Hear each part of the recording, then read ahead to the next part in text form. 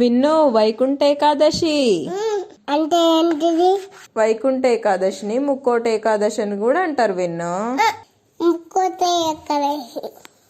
ముక్కోట ఏకాదశి ఈరోజు 3 కోట్ల దేవతల పండగ.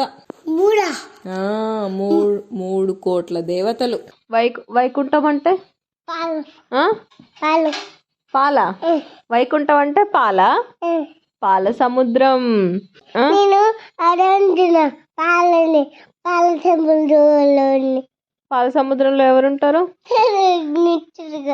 విష్ణువు. కృష్ణుడా? కృష్ణుడు కాదు, విష్ణువు, శ్రీ మహావిష్ణువు. ఏంటిది?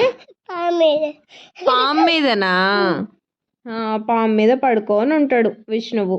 అది వైకుంఠం. అయితే ఆ వైకుంఠ ఏకాదశి రోజు ఆ వైకుంఠ ద్వారాలు ఓపెన్ అయితే అందుకని గుళ్ళన్నీ ఉత్తర ద్వారం నుంచి దర్శనం చేసుకుంటాం.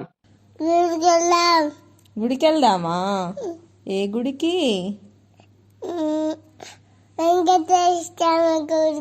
వెంకటేశ్వర స్వామి గుడికి వెళ్దామా?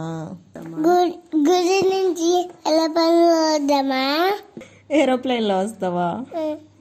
ఎక్కడికి వెళ్తున్నావు? ఏరోప్లేన్ లో వస్తావు నువ్వు?